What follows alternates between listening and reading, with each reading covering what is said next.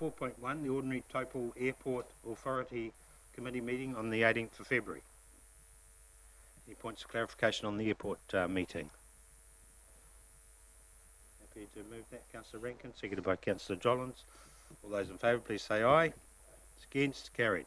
4.2, ordinary Kinloch Representative Group meeting on the 28th of February.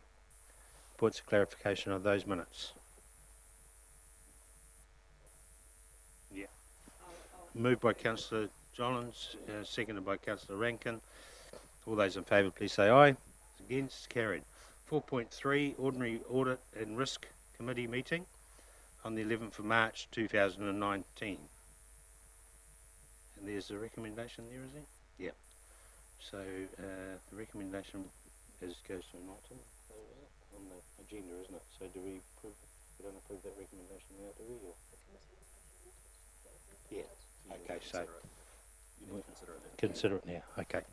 All right. So there's a recommendation there that the proposed asset disposal policy be adopted as well with that recommendation.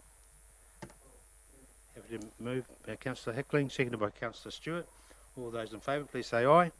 Against, carry.